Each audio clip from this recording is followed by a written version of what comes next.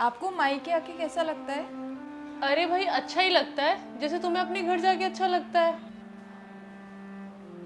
मैं तो कब से अपने घर नहीं गई। पर मैं तो कब से अपने घर नहीं गई। क्या? नहीं नहीं दीदी, वो तो मैं ये कह रही थी कि अरे इनका कॉल। हेलो।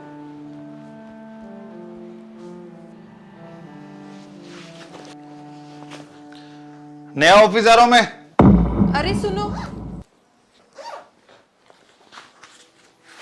सुनो, क्या है?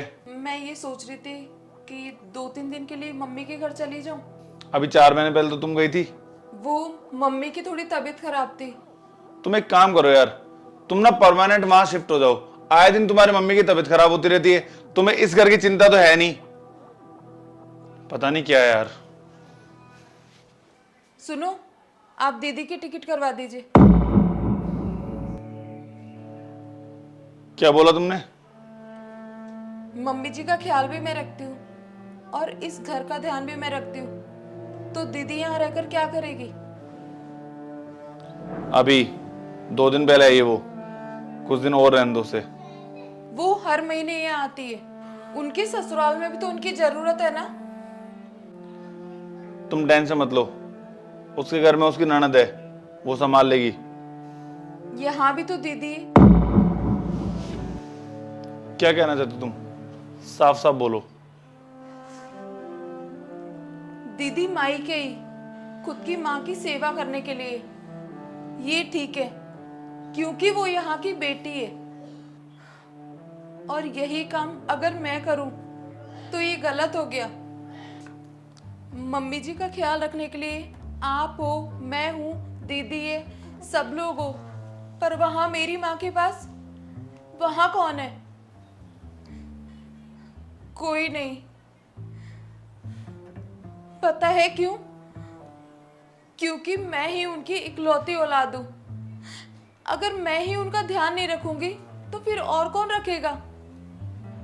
शादी के बाद हम लोग नए रिश्ते जोड़ते हैं ना, तो इसका मतलब ये तो नहीं कि हम हमारे पुराने रिश्ते तोड़ दें, माँ बाप को भूल जाए। 4-5 महीने की बात कर रहे थे ना आप।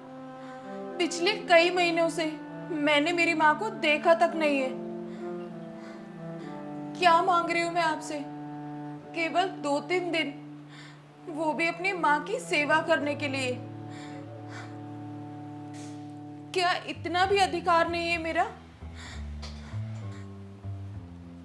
खुद की बेटी को दूर भेजना नहीं चाहते और दूसरों की बेटी को उनके घर जाने नहीं देते। ये कैसा रिवाज है यार?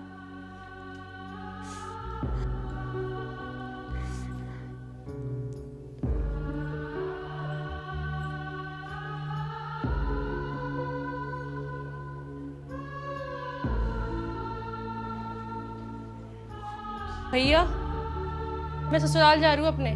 ससुराल जा रही है? लेकिन तू अभी 2 दिन पहले ही तो आई थी, इतनी जल्दी क्यों जा रही है? सच बताऊँ तो मेरा भी मन नहीं कर रहा जाने का। सोचा था कि कुछ दिन मम्मी के साथ रहूंगी यहाँ पे। ससुराल वालों की परमिशन के बिना एक लड़की ना अपने मर्जी से आ सकती है ना रह सकती है। ये कैसे रिश्ते हैं जिनके साथ हमने बचपन बिताया और शादी तक साथ रहे, उन्हीं से मिलने के लिए हमें किसी की परमिशन की जरूरत पड़ती है। भैया, भाभी के साथ ऐसा कभी मत करना जिससे भाभी को आपसे परमिशन लेने की जरूरत पड़े। आप याद रखना कि आपकी भी एक बहन है। वो मम्मी की थोड़ी तबीयत खराब थी। तुम एक काम करो यार, तुम ना परमानेंट वहां शिफ्ट हो जाओ। आए दिन तुम्हारी मम्मी की तबीयत खराब होती रहती है। तुम्हें इस घर की चिंता तो है नहीं। ठीक है भैया, अब मैं चलती हूँ।